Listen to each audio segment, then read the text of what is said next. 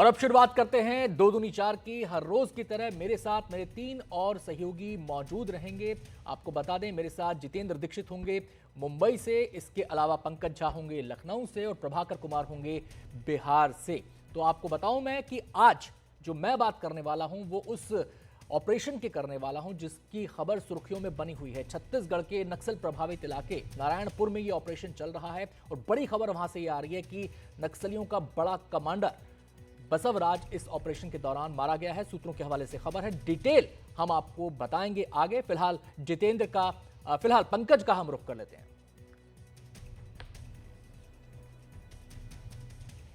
UP की योगी सरकार मदरसों की शिक्षा में एक बड़ा बदलाव करने की तैयारी में है और इसके लिए 10वीं तक जो क्लास होते हैं उसके लिए हिंदी और अंग्रेजी को अनिवार्य किया जा रहा है। अब मुस्लिम धर्मगुरु और उलेमा इसके खिलाफ हो गए हैं। वो कह रहे हैं कि संस्कृत स्कूल में तो ऐसा नहीं है तो फिर मदरसों में क्यों, क्योंकि यहाँ दीनी तालीम दी जा रही है। इसी पर बात करेंगे हम यहाँ के मंत्री उस विभाग से। पहले चलते हैं खबरों के लिए मुंबई जितेंद्र दीक्षित के पास।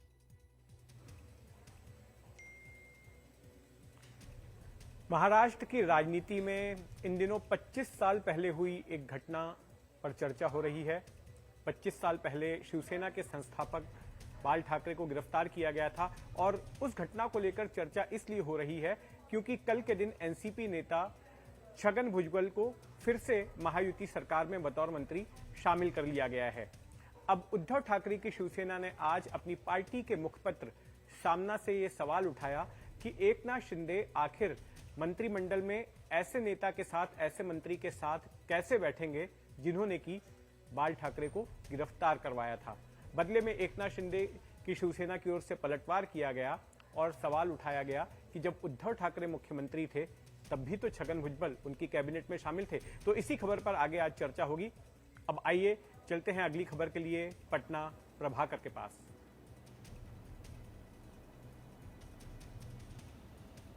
धन्यवाद जितेंद्र। और हम बिहार में आज बात करेंगे कांग्रेस और राहुल गांधी के प्रेशर पॉलिटिक्स की। पिछले 5 महीने में 6 बिहार यात्राएं और आज कांग्रेस ने घोषणा कर दी है कि राजद के तर्ज पे जो मैया सम्मान योजना, माई बहन योजना है, उसके तर्ज पे कांग्रेस भी अगर सत्ता में आती है तो 2500 रुपये प्रति माह महिलाओं को देगी। जिस तरीके से राहुल गांधी लगातार बिहार का दौरा कर रहे हैं, दलितों का समागम लगातार हर जिले में कर रहे हैं, हर इलाके में कर रहे हैं, तो क्या ये कांग्रेस की प्रेशर टैक्टिक्स है राजद के ऊपर या इंडिया गठबंधन के ऊपर कि उनके कोटे में ज़्यादा से ज़्यादा सीट आए? क्या कारण है कि राहुल गांधी और पूरी कांग्रेस जो है वो बिहार में दिख रही है बहुत एक्टिव और एक तरह से राजद पर दबाव बनाने की कोशिश कर रही है? इसी पे हम विस्तार से चर्चा करेंगे बिहार से, लेकिन पहले चलते हैं दिल्ली अनंत के पास। शुक्रिया प्रभाकर आपका। फिर से लौटेंगे आपके पास, लेकिन जिस खबर का मैंने जिक्र किया था अब सबसे पहले उसी खबर की हम बात करेंगे और ये खबर है छत्तीसगढ़ में नक्सलियों के खिलाफ लगातार ऑपरेशन चल रहा है। आज जो खबर आई है वो नारायणपुर में जो ऑपरेशन हुआ है उसके बारे में खबर आई है और इस नारायणपुर के ऑपरेशन में 26 से ज्यादा नक्सली मारे गए हैं और खबर यह है कि जवानों ने नक्सलियों के बड़े कमांडरों को भी घेरा हुआ है। कई बड़े नक्सलियों के मारे जाने की भी खबर सामने आ रही है।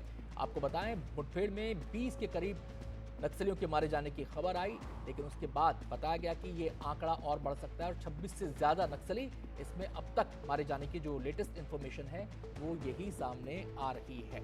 तो आपको बता दें कि इससे पहले एक नक्सली प्रभावित इलाका है बीजापुर का, वहां पर भी कई दिन तक नक्सलियों के खिलाफ बड़ा ऑपरेशन चला था जिसमें 30 से ज्यादा नक्सलियों को ढेर कर दिया गया था। उनसे भारी मात्रा में हथियार बरामद हुए थे।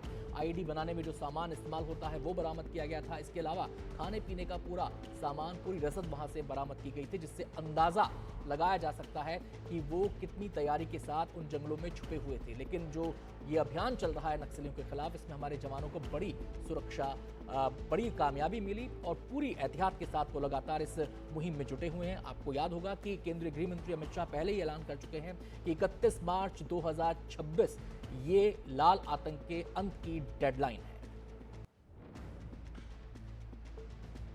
अब 3 दिनों से नक्सली ऑपरेशन चल रहा है और जिसमें हमारे डीआरजी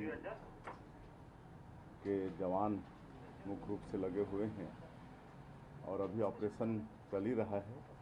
पूर्ण होने पर एग्जैक्ट जो जानकारी है वो दिया जाएगा और हम अपने जवानों के साहस को नमन करते हैं। अच्छी सफलता लगातार मिल रही है। नारायणपुर और बीजापुर का संयुक्त क्षेत्र है और स्पेशली आप कहें तो इंद्रावती इसमें सेंचुरी और इसके ओरछा के मध्य का क्षेत्र है। लगभग 50 घंटों से सर्च ऑपरेशन चल रहा था जिसमें मुठभेड़ हुई है और 26 से अधिक नक्सली उसमें मारे गए। कुछ बड़े कैडर की भी होने की संभावना है। जवानों के भुजाओं की ताकत पर एक और बड़ी सफलता, एक और बड़ी कामयाबी हमारे पूरे क्षेत्र को लाल आतंक से मुक्त करने के लिए मिली है। मैं हृदय से बधाई देता हूं जवानों को। एक हमारा जवान घायल हुआ है परंतु खतरे से बाहर है। एक सहयोगी थे जो वो शहीद हुए हैं और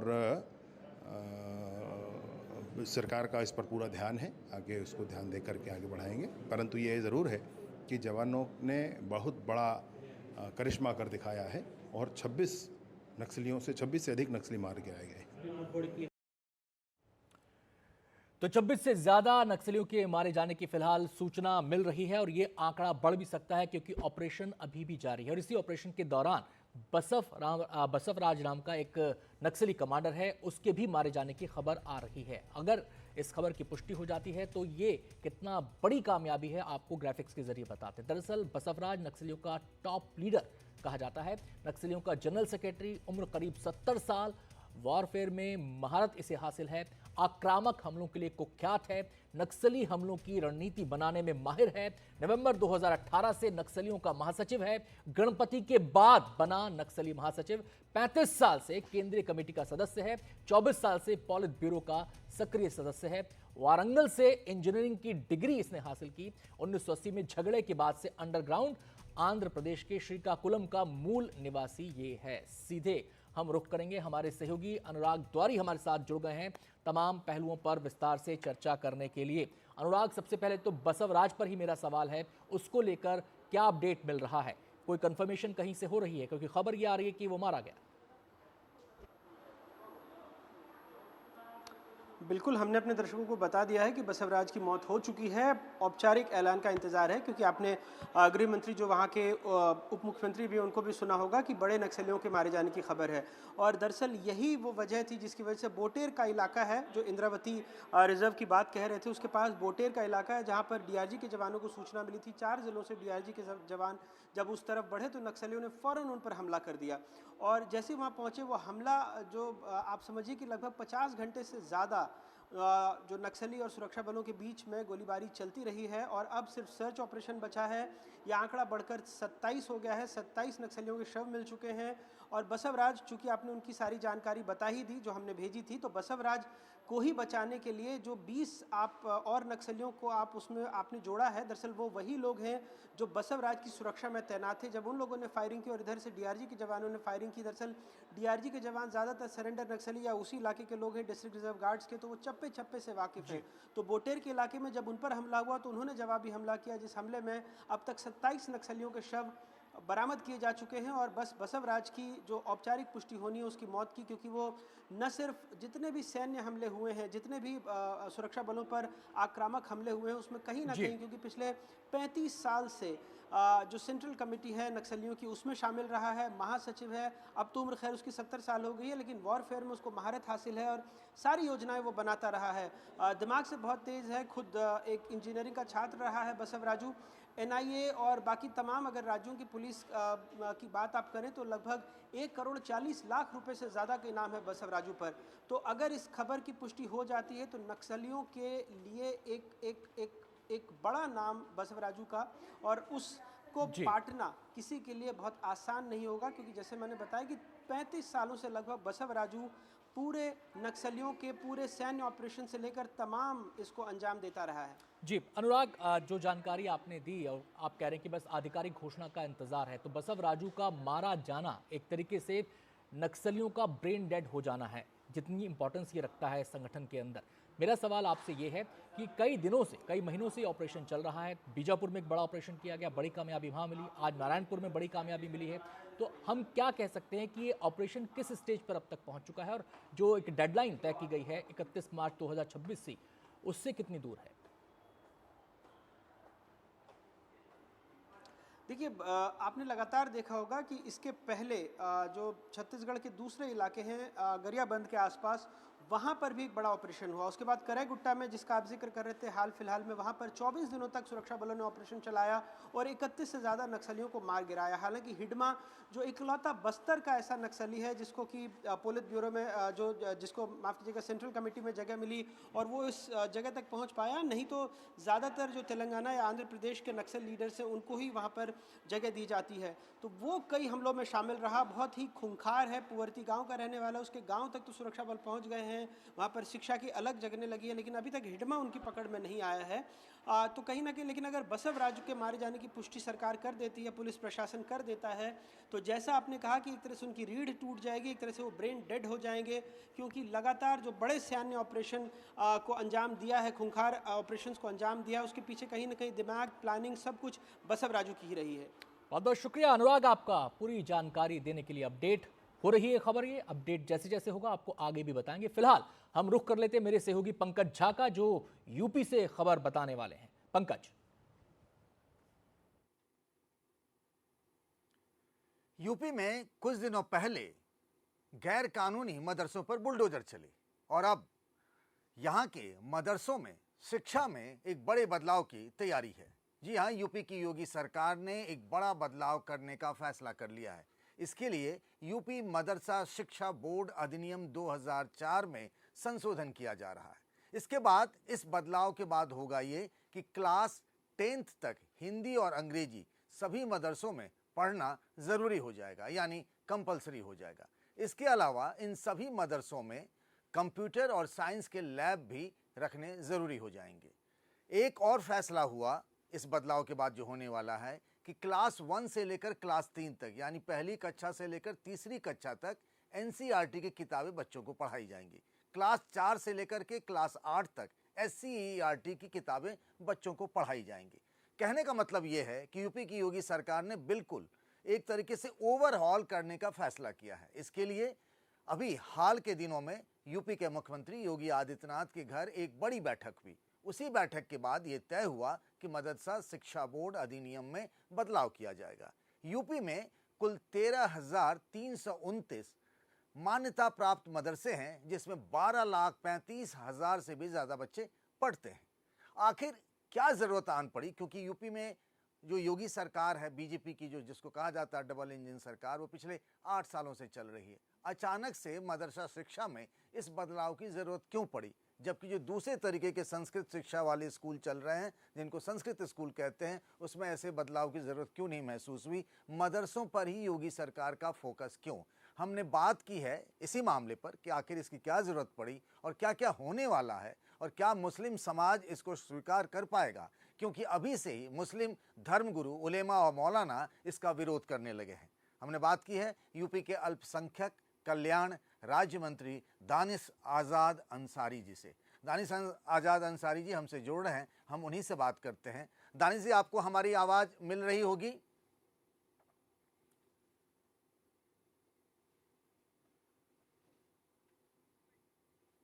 दानिश जी, पहला सवाल ये है कि ये जो आपने 10वीं तक हिंदी और अंग्रेजी कंपलसरी कर दी है, आखिर करना क्या चाहते हैं? क्या चल रहा है सरकार के मन में मदरसों में इस बदलाव को लेकर के? देखिए, मदरसा शिक्षा हमारे मुस्लिम समाज के नौजवान के लिए एक बहुत अहम संस्था है। निश्चित तौर पे मदरसे में पढ़ने वाला बच्चा दीन इस्लाम पढ़े, ये बहुत ज़रूरी है। दीन इस्लाम की शिक्षा हमारे मुस्लिम समाज को मिले, इसके लिए हम पूरी संजीदा हैं। लेकिन दीन इस्लाम के साथ साथ आधुनिक शिक्षा भी, maths, science, computer, Hindi, English जैसी शिक्षा भी हमारे मदरसे में पढ़ने वाले बच्चों को मिले, ये भी बहुत अहम है। क्योंकि मदरसे में पढ़ने वाला बच्चा ये पिछड़ा गरीब पासमानदा समाज का बच्चा है, जो अपने घर से निकला है अच्छी शिक्षा लेके बेहतर भविष्य की तरफ आगे बढ़ने का सपना लिए हुए। तो उसके सपने को पूरा करने की जिम्मेदारी एक जिम्मेदार सरकार की होती है और निश्चित तौर पे हम अपनी उसी जिम्मेदारी को ईमानदारी से पूरा करने की कोशिश कर रहे हैं। मदरसे में पढ़ने वाला बच्चा दीन इस्लाम के साथ साथ जब आधुनिक शिक्षा को भी हासिल करेगा, मैथ साइंस कंप्यूटर जैसे शिक्षा को भी वो हासिल करेगा, तो मदरसे में पढ़ के जब वो निकलेगा तो बाकी जो समाज के बच्चे हैं उसका जो लेवल है उसी के लेवल के होगा, और वो बेहतर जॉब की अपॉर्चुनिटीज़ भी उसको हासिल होगी, बेहतर करियर की अपॉर्चुनिटीज़ भी उसको हासिल होगी, आगे फर्दर बेहतर स्टडीज़ की अपॉर्चुनिटीज़ भी उसको हासिल होगी। तो उसको अच्छे से अच्छी ज़्यादा से ज़्यादा अपॉर्चुनिटी हासिल हो, इसीलिए योगी सरकार इन तमाम सकारात्मक सुधारों के लिए काम कर रही है। एक बात और भी है ना कि आप एक तरफ तो बुलडोजर चलवाते हैं, अभी देखिए नेपाल से सटे जितने भी जिले थे, सिद्धार्थनगर, श्रावस्ती, बहराइच, इन सभी जगहों पे आपने बुलडोजर चलवाए जो गैर मान्यता प्राप्त मदरसे हैं, और फिर आप ये नया बदलाव भी करना चाहते हैं। तो मुसलमान समाज को ना लगता है कि मामला कुछ ऐसा है नहीं, आप उनके बारे में कुछ अच्छा नहीं सोच रहे, कुछ गड़बड़ है। देखिए, उत्तर प्रदेश के किसी भी मदरसे पे बुलडोजर नहीं चला है। हमारी कहीं भी कोई कार्रवाई अगर उत्तर प्रदेश में हुई है, किसी भी शिक्षण, उसको मदरसे का संज्ञा देना गलत होगा, उसको किसी भी इंस्टीट्यूट पे कोई कार्रवाई हुई है तो वो निष्पक्ष तरीके से हुई है, और कहीं भी कोई भी जिसकी अब जो अपनी ज़मीन पे बना है या जिसके पास अपने कागज़ है उसको कोई भी कार्रवाई इस पर नहीं हुई है। कहीं कोई सरकारी संपत्ति पे या अवैध तरीके से कहीं कोई ऐसा निर्माण हुआ है, उस पर नियमानुसार संबंधित जिले अपना काम करते हैं, वो कोई ऑर्गेनाइज तरीके से कोई कार्रवाई नहीं हुई है। तमाम जगह बेसिक शिक्षा के भी ऐसे कई कार्रवाई होती है, माध्यमिक शिक्षा भी ऐसा करता है। तो बेसिक माध्यमिक तमाम डिपार्टमेंट समय समय पे अपने इस तरीके के मानकों के अनुसार फर्दर जो है आगे बढ़ते हैं। तो हम मदरसा, देखिए मदरसा कोई राजनीति का केंद्र नहीं है, मदरसा शिक्षा का केंद्र है। लेकिन बड़े अफसोस की बात है कि कुछ लोगों ने जानबूझ के मदरसों को राजनीति का केंद्र बना दिया है। मदरसों में लाखों मुस्लिम बच्चे पढ़ते हैं, ये बताइए, जो लाखों मुस्लिम बच्चों का भविष्य अगर हम अच्छा नहीं बनाएंगे तो हम मुस्लिम कौम को किस दिशा में आगे ले जा रहे हैं। अगर हम अपने मुस्लिम बच्चों को अच्छी शिक्षा मुहैया कराना चाहते हैं, जॉब अपॉर्चुनिटीज़ अवेलेबल कराना चाहते हैं, उर्दू अरबी फारसी के साथ साथ मैथ साइंस कंप्यूटर पढ़ाना चाहते हैं, मदरसों में साइंस लैब लाना चाहते हैं, मदरसों में कंप्यूटर लैब लाना चाहते हैं, मदरसों में स्पोर्ट्स एक्टिविटीज़ को इंट्रोड्यूस करना चाहते हैं, मदरसों में स्किल डेवलपमेंट्स को बढ़ावा देना चाहते हैं, जो मिनी ITI मदरसों में है उस मिनी ITI का ढांचे को मजबूत करना चाहते हैं। तो इसमें क्या गलत है? हमारे गरीब पासमानदा मुसलमानों को अच्छी शिक्षा लेने का क्या हक नहीं है? कुछ लोग इस पे क्यों ऑब्जेक्शन कर रहे हैं? क्या वही लोग ये आगे बढ़ के अपने बच्चों को मदरसों में पढ़ाएंगे? उनसे पूछिए, उनके पास इसका जवाब नहीं होगा। हम चाहते हैं कि मदरसों को हम ऐसी एक संस्था बनाएं जहां पर पढ़ने वाला बच्चा जब वो पढ़ के वहां से निकले तो दुनिया के किसी भी कंपटीशन में वो भाग ले और उस कंपटीशन को क्रैक करे और शान से कहे कि मैं मदरसे में पढ़ के निकला हूं और मैंने IAS IPS डॉक्टर इंजीनियर की परीक्षा को क्रैक किया है। तब माना जाएगा कि मुस्लिम समाज के शिक्षा के लिए अच्छा काम किया गया है। दानिश जी, एक बात ये है कि आप जो ये बात कह रहे हैं वो तो ठीक है, लेकिन हमने मुजफ्फरनगर, सहारनपुर, रामपुर, आजमगढ़, लखनऊ, शिया हो या सुन्नी, कई मुस्लिम धर्मगुरुओं उलेमाओं से बातचीत की, वो सब इसका विरोध कर रहे हैं। वो कह रहे हैं कि भाई दीनी तालीम के लिए बना है, जिन बच्चों को ये सब डॉक्टर इंजीनियर IAS बनना है ना, वो चले जाएं दूसरे प्राइवेट कॉन्वेंट या सरकारी स्कूलों में। आप संस्कृत स्कूल में तो ऐसा नहीं करते हैं, तो मदरसों पर ही क्यों? ये तो एक दो तरह की चीजें हो गई ना, किसी के साथ कुछ, किसी के साथ कुछ। नहीं, ये कहना गलत होगा। कोई भी मौलाना, कोई भी उलेमा इसके विरोध में नहीं है। आज ये भारत एक सभ्य समाज का देश है और कोई भी सब समाज का आदमी अच्छी शिक्षा देने के रास्ते में रुकावट नहीं बनेगा। दीनी तालीम के साथ कोई छेड़छाड़ में, बार बार हमारी सरकार ने अपना स्टैंड क्लियर किया है कि हम मदरसों में पढ़ाई जाने वाली दीनी तालीम के साथ कोई छेड़छाड़ नहीं कर रहे हैं। उस दीनी तालीम के साथ साथ आधुनिक शिक्षा को भी हम लागू कर रहे हैं, जिससे कि जो आम परिवार का बच्चा जो मदरसे में पढ़ने जाता है वो बच्चा अच्छी शिक्षा से कनेक्ट होकर विकास की तरफ आगे बढ़े। यही हमारी सरकार का एकमात्र एजेंडा है। देखिए, थोड़ा सा दानिश जी मैं रोकना चाहूँगा इसलिए चूँकि समय कम है। सवाल ये है नीति और नीयत का। मुस्लिम समाज को ये लगता है कि जो बीजेपी की सरकार है उनकी नीति और नीयत उनके प्रति ठीक नहीं है। सवाल क्या है ना कि उनको भरोसा नहीं हो रहा है। ऐसा लगता है ना बीजेपी मुस्लिमों के खिलाफ ऐसी छवि होती है, इसीलिए आप जो भी कुछ करना चाहते हैं उसको लेकर के वैसा दिखता नहीं है मुस्लिम समाज में। देखिए, ये भी कहना गलत है। सही मायनों में अगर मुसलमानों के डेवलपमेंट के लिए ईमानदारी से धरातल पे किसी ने काम किया है तो ये हमारी मोदी और योगी सरकार ने किया है। बात अगर ट्रिपल तलाक के दंश से हमारी मुस्लिम महिलाओं को मुक्त कराने का काम हो, ये हमारी मोदी सरकार ने किया है। बात अगर मदरसा शिक्षा को आधुनिक शिक्षा से जोड़ने का काम हो, ये काम हमारी मोदी और योगी सरकार ने किया है। बात अगर वक्फ के माध्यम से मुस्लिम समाज के नौजवान, मुस्लिम समाज के लोगों को अच्छी व्यवस्था मुहैया कराने का काम करना हो, ये काम हमारी मोदी सरकार ने किया है। अल्पसंख्यक बहुल क्षेत्रों में इंफ्रा डेवलपमेंट के माध्यम से ITI, पॉलिटेक्निक और तमाम ऐसे स्कूल्स खोलने का काम ये हमारी मोदी और योगी सरकार ने किया है। मदरसे की शिक्षा में पॉजिटिव रिफॉर्मेशन का काम ये हमारी मोदी और योगी सरकार ने किया है। मुस्लिम समाज की जो महिलाएं हैं उनको स्किल डेवलपमेंट से और रोजगार से जोड़ने का काम ये हमारी मोदी और योगी सरकार ने किया है। तो हमने मुसलमानों को वोट बैंक के चश्मे से नहीं देखा जो कांग्रेस और सपा देखती है। हमने मुसलमानों की ज़रूरत को समझा और उस ज़रूरत के अकॉर्डिंग धरातल पे काम किया। अभी आपने यूपी सरकार के मंत्री दानिश आज़ाद अंसारी को सुना। वो उनका दावा ये है कि वो मुस्लिम बच्चों की उनकी जो तकदीर है वो बदलना चाहते हैं और मदरसों की तस्वीर भी बदलना चाहते हैं। वो ये भी कह रहे थे कि कोई मुस्लिम उलेमा और धर्मगुरु इसका विरोध नहीं कर रहे हैं। हमने बात की है लखनऊ में शिया मुस्लिम धर्मगुरु सैफ अब्बास से। उन्होंने कहा कि ये जो हिंदी अंग्रेजी वाला और नए बदलाव की जो बात की जा रही है योगी सरकार की तरफ से, भाई ये मसला क्या है कि जो मदरसा है वो दीनी तालीम के लिए, धार्मिक शिक्षा के लिए है। इसमें आप मत घुसिए, आपको दूसरे विषय पढ़ाने हैं, दूसरे स्कूलों में पढ़वाइए। वो इस बदलाव का विरोध कर रहे हैं। क्या कहा अब्बास साहब ने, सुनिए जरा। मदरसे की अगर आप लफ्ज को देखें तो इसके अंदर है क्या, धार्मिक शिक्षा का केंद्र है।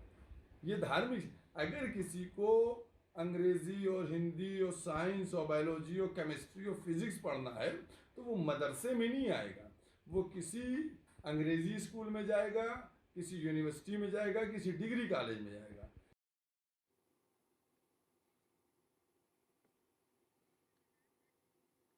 जो कुछ पुराना है मोहक तो लगता है, टूटन का दर्द मगर सहना ही पड़ता है।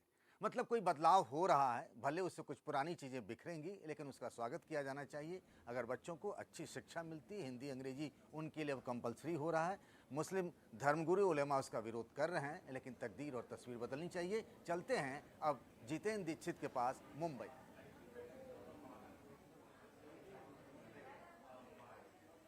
धन्यवाद पंकज जी। महाराष्ट्र की राजनीति में 25 साल पहले हुई एक घटना को लेकर घमासान मचा हुआ है। 25 साल पहले शिवसेना के संस्थापक बाल ठाकरे की गिरफ्तारी हुई थी और ये गिरफ्तारी करवाई थी छगन भुजबल ने, जो कि तब महाराष्ट्र सरकार में गृह मंत्री थे।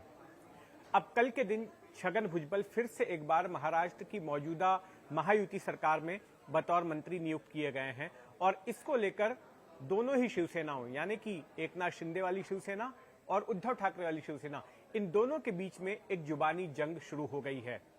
और आज उद्धव ठाकरे वाली शिवसेना ने अपने मुखपत्र सामना अखबार में संपादकीय के जरिए एकनाथ शिंदे से सीधे ये सवाल पूछा कि आप उन छगन भुजबल के साथ कैबिनेट में कैसे बैठ सकते हैं जिन्होंने कि बाला साहेब ठाकरे की गिरफ्तारी करवाई थी।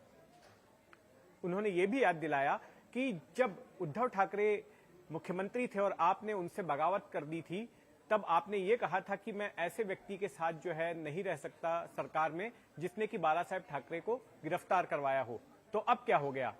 साथ ही बीजेपी से भी ये सवाल पूछा कि आप भी छगन भुजबल को भ्रष्ट बताते थे, उनको भी जेल की चक्की पिसवाने की बात करते थे, लेकिन अब कैबिनेट में उनको कैसे ले लिया? तो इस तरह के सवाल पूछे गए। आइए सुनते हैं कि आनंद दुबे, जो कि उद्धव ठाकरे वाली शिवसेना के प्रवक्ता हैं, वो इस पर क्या कह रहे हैं। जब 2024 में पूर्ण बहुमत की सरकार बीजेपी की आई तो छगन भुजबल को मंत्री नहीं बनाया गया। छगन भुजबल नाराज होकर नागपुर का सत्र छोड़कर भी चले गए। एक पल ऐसा भी लगा कि छगन भुजबल और बीजेपी कभी एक नहीं हो सकते, लेकिन वक्त का तकाजा देखिए कि आज छगन भुजबल जी देवेंद्र फडणवीस जी की अगुवाई में मंत्री बन रहे हैं। देवेंद्र फडणवीस जी चीफ मिनिस्टर हैं, छगन भुजबल जी उसमें मंत्री बन रहे हैं। तो ये कथनी करनी में इतना बड़ा अंतर क्यों? छगन भुजबल का नाम लेकर एकनाथ शिंदे ने क्या क्या कहा था कि इनकी वजह से हम लोग दूर होना चाहते हैं, अजीत पवार ठीक से काम नहीं करते, हमें फंड नहीं देते। आज वही एकनाथ शिंदे अजीत पवार को भी बर्दाश्त कर रहे हैं, छगन भुजबल को भी बर्दाश्त कर रहे हैं, देवेंद्र फडणवीस जी छगन भुजबल को बर्दाश्त कर रहे हैं। जी, तो आपने सुना आनंद दुबे को, उद्धव ठाकरे वाली शिवसेना के प्रवक्ता हैं।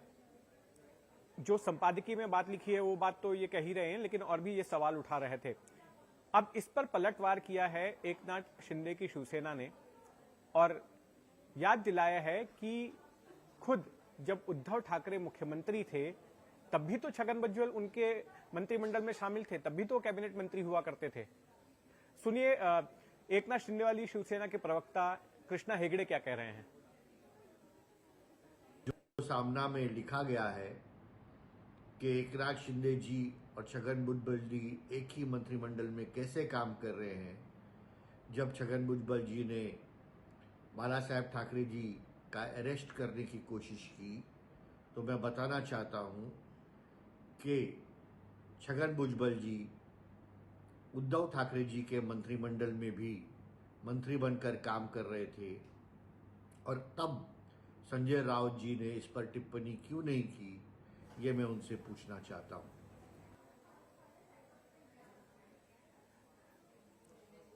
आइए आपको संक्षेप में बता देता हूं कि आखिर भुजबल और बाला ठाकरे की गिरफ्तारी की ये कहानी क्या है। 1991 में शिवसेना में जो पहली बगावत हुई थी वो छगन भुजबल ने की थी, जिससे बाल ठाकरे बड़े नाराज हो गए थे और उसके बाद जब शिवसेना बीजेपी की सरकार महाराष्ट्र की सत्ता में आई तो 1996 में छगन भुजबल जो कि विरोधी पक्ष के नेता थे उनके बंगले पर हमला हो गया था और छगन भुजबल की जान बाल बाल बची थी।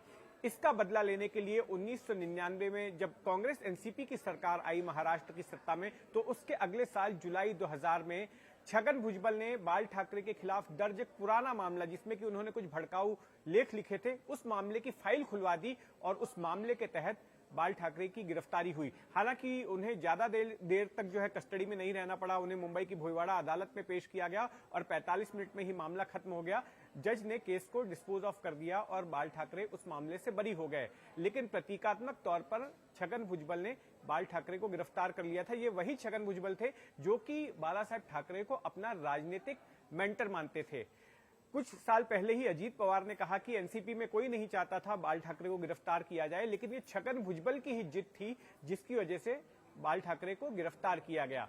हालांकि उसके बाद बाला साहेब ठाकरे की मृत्यु से पहले छगन भुजबल और बाल ठाकरे के बीच रिश्ते काफी अच्छे हो गए थे, सुधर गए थे और जिन शिवसैनिकों ने भुजबल के बंगले पर हमला किया था उन शिवसैनिकों को छगन भुजबल ने माफ भी कर दिया था। लेकिन उसी मुद्दे को अब वापस छगन भुजबल को घेरने के लिए उद्धव ठाकरे वाली शिवसेना उठा रही है। मेरे साथ इस मुद्दे पर बातचीत करने के लिए मेरे सहयोगी मौजूद हैं। सौरभ गुप्ता, सौरभ ये बताइए कि आज जो सामना में संपादकीय छपा है उसको देखकर ऐसा लगता है कि शिवसेना खुद अपने ही मुद्दे में घिर गई है, उद्धव ठाकरे वाली शिवसेना। देखिए, राजनीति में तो दोस्त बदलते रहते हैं और कोई परमानेंट दुश्मन और दोस्त नहीं होते। ये हम हमेशा जब राजनीति कवर करते हैं तो ये बताते हैं। जरूर इसमें दो चीजें सामने आई है। एक तो जो सवाल उठाया जा रहा है कि क्यों छगन भुजबल के साथ एकनाथ शिंदे कैसे एक मंत्रिमंडल में बैठेंगे, काम करेंगे, जब उन्होंने छगन भुजबल के खिलाफ भी बहुत कुछ बोला था, जब उन्होंने बगावत की थी। और साथ साथ एकनाथ शिंदे का जो गुट है, जैसे आपने बताया शिवसेना, उन्होंने बताया कि देखिए उस वक्त भी तो छगन भुजबल, जब उद्धव ठाकरे मुख्यमंत्री बने थे तब भी तो छगन भुजबल मंत्रिमंडल में शामिल हुए थे। तो दोनों तरफ से एक बयान और उसको काउंटर करने के लिए दूसरे बयान तो आ रहा है, लेकिन जरूर इसमें दोनों तरफ के आर्ग्यूमेंट में कन्विंसिंग इतना नहीं है, क्योंकि दोनों तरफ ने छगन भुजबल को दिया है और छगन भुजबल को एक राजनीति में उनकी एक बहुत ज्यादा स्पेस है। ये स्पेस क्यों है ये भी हम जानते हैं, क्योंकि वो एक ओबीसी लीडर है आप, और ओबीसी लीडर होने के नाते उनके एक जगह है। और ये बात जरूर, जैसे आपने कहा कि दोनों साइड को अब छगन भुजबल के साथ बैठना पड़ रहा है और दोनों साइड एक दूसरे को टारगेट भी कर रहा है। लेकिन राजनीति शायद ऐसे ही होते हैं, कुछ सरप्राइजेस ऐसे ही होते हैं और कुछ चीजें होते हैं जो आप ना करना चाहते हुए भी आपको ये बताइए महायुति के लिए ऐसी क्या मजबूरी थी कि छगन भुजबल को वापस उन्हें लेना पड़ा? क्योंकि पिछले साल जब मंत्रियों की लिस्ट आई थी तो उसमें से छगन भुजबल को बाहर कर दिया गया था और अजीत पवार का यह कहना था कि हम अब नए चेहरों को मौका दे रहे हैं। छगन भुजबल कई बार मंत्री बन चुके हैं, तो अब अचानक में ऐसा क्या हो गया कि छगन भुजबल को फिर से मंत्रिमंडल में इंडक्ट कर दिया गया? देखिए, जो बताया जा रहा है कि कुछ ही दिनों में शायद जो चुनाव होने वाला है म्युनिसिपल बॉडीज में, उसका चुनाव होने वाला है और जो राजनीतिक गणित रहते हैं, जो ओबीसी और बाकी सारे जो गणित रहते हैं, उनमें शायद जो महायुति है उनको ऐसा लगता है कि शायद इसमें कोई भुजबल के ना रहने से या ओबीसी कैलकुलेशंस जो है उस पर कोई असर ना पड़े, शायद ये एक कारण बन सकता है। राजनीतिक माहौल में यही चर्चा है कि शायद ये एक कारण है। दूसरी जो बात है, धनंजय मुंडे के बाहर जाने के बाद मंत्रिमंडल से एक वैकेंसी तो थी और वो अजीत पवार ग्रुप की ही थी, तो इसलिए शायद छगन भुजबल को रीअकोमोडेट किया जा रहा है। तो ये बातें सामने आ रहा है, लेकिन इस पर जरूर एक बड़ी चर्चा हो सकती है कि क्यों छगन भुजबल को आखिर अकोमोडेट किया गया। जी, धन्यवाद सौरभ इस अपडेट के लिए। तो आपने देखा कि किस तरह से महाराष्ट्र में 25 साल पहले हुई एक घटना को लेकर घमासान मचा हुआ है। अब आइए चलते हैं बिहार की खबर के लिए मेरे सहयोगी प्रभाकर के पास।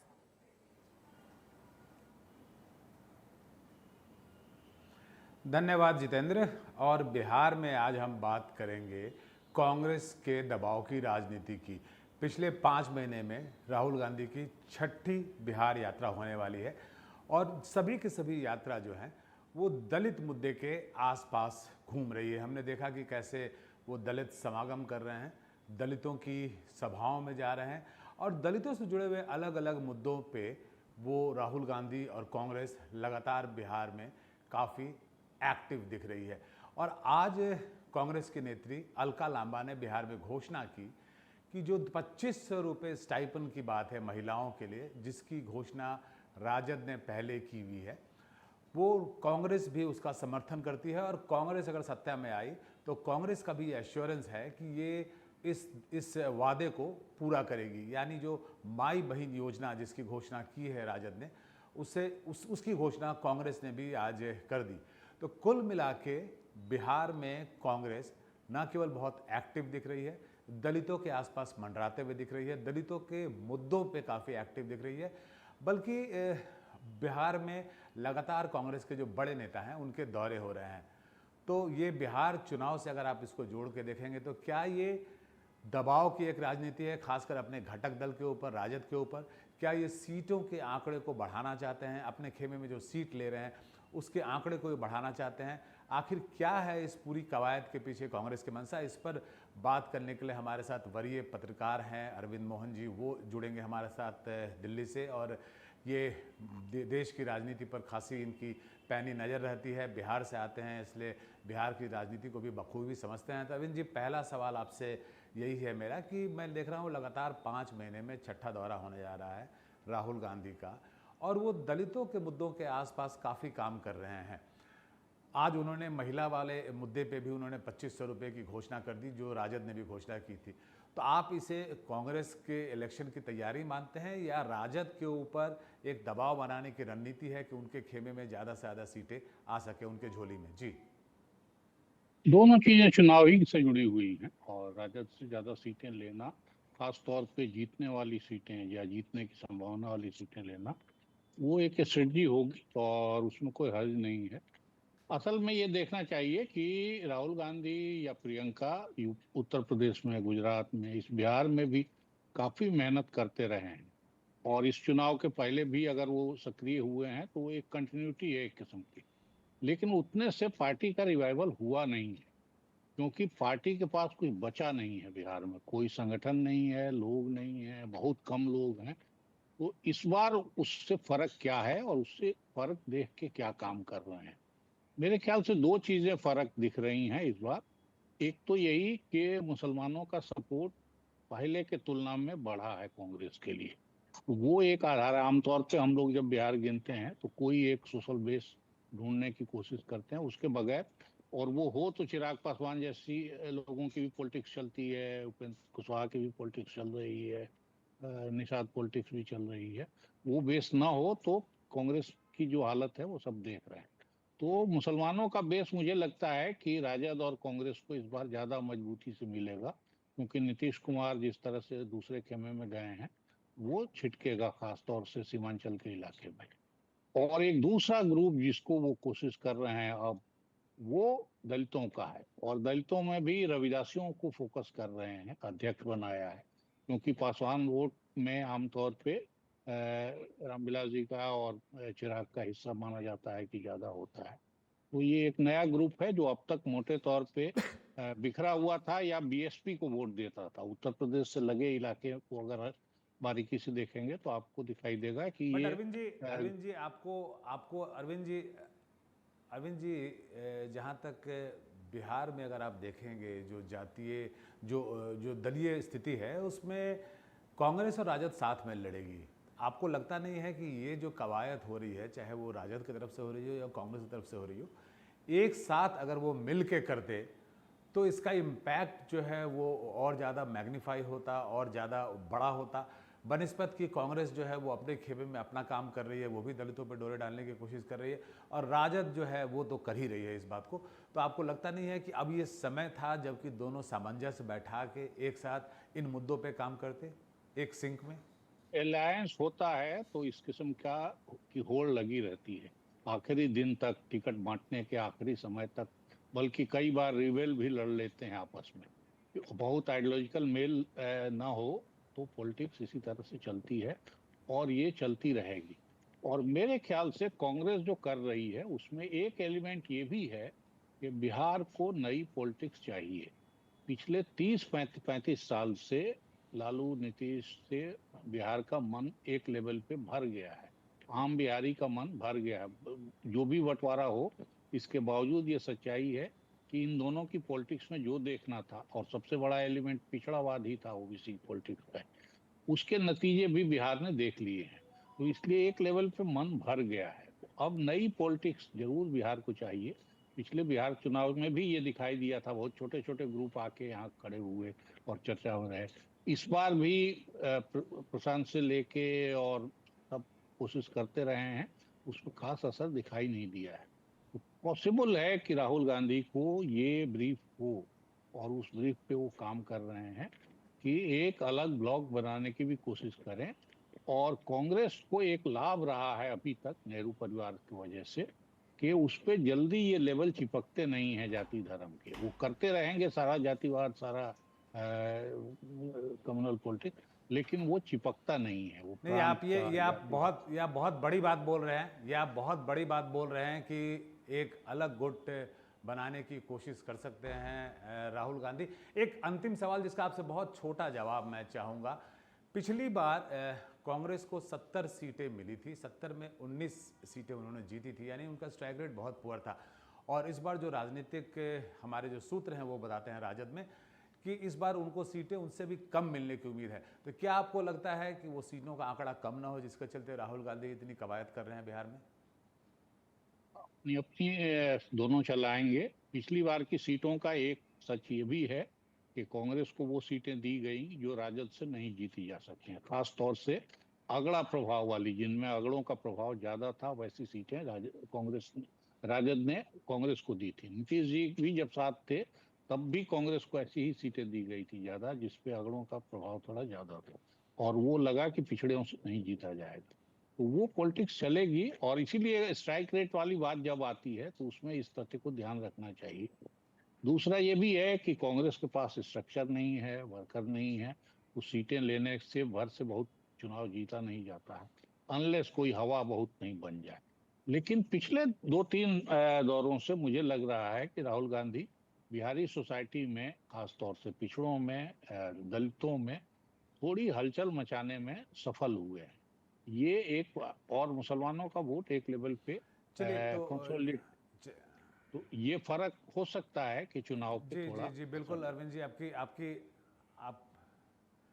जी, आपकी बात में बिल्कुल दम है कि राहुल गांधी ने लगातार जो 6 दौरे किए हैं उसके बाद से दलितों में खासकर अपनी कुछ पैठ बनाने में वो कामयाब हुए हैं। और सबसे बड़ी बात जो आपने कही कि राहुल गांधी इस बार जरूर चाहेंगे कि जो सीटें उनको मिल रही हैं वो सीटें वो हों जो उनके चॉइस की हों, उन्हें केवल संख्या बल गिनाने के लिए सीटें ना दी जाएं बल्कि वैसी सीटें दी जाएं जिसमें जीतने की संभावना हो सके। तो बिहार से आज राहुल गांधी और कांग्रेस की जो प्रेशर पॉलिटिक्स है उसके ऊपर इतना ही। अब बाकी खबरों के लिए हम चलते हैं दिल्ली। बहुत बहुत शुक्रिया प्रभाकर आपका हमारे साथ जुड़ने के लिए। पंकज और जितेंद्र आपका भी बहुत बहुत शुक्रिया। तो अब समय हो गया है 2 दूनी 4 में आपको विदा कहने के लिए और एक छोटा सा ब्रेक लेंगे। कल फिर 2 बजे हाजिर होंगे अपने इस विशेष कार्यक्रम के साथ। छोटे से ब्रेक के बाद लौटते हैं।